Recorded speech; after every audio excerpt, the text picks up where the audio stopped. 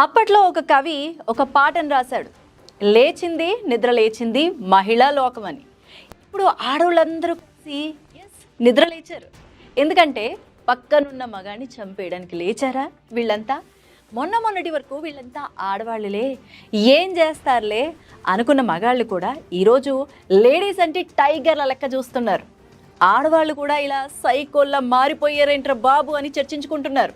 పెళ్ళన్నా చివరికి ఆడవాళ్లతో లవ్ అన్నా భయపడిపోయి పారిపోతున్నారు.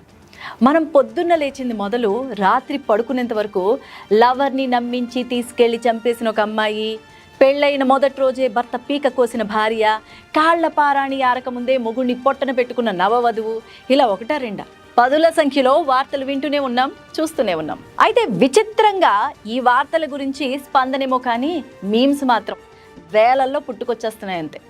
అమ్మాయిలు ఇంత విచ్చలవిడిగా ఎందుకు తయారవుతున్నారు? ఒక మనిషి పేక కోసి ప్రాణం తీసే ధైర్యం వాళ్ళకి ఎవరిచ్చారు?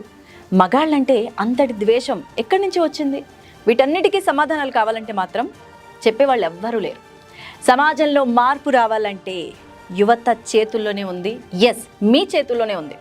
అందుకే ఓ యువత మేలుకో, దేశాన్ని కాపాడుకో, నిన్ను నువ్వు మలుచుకో, విధిరాతని తప్పించే బ్రహ్మరాతని రాసుకో.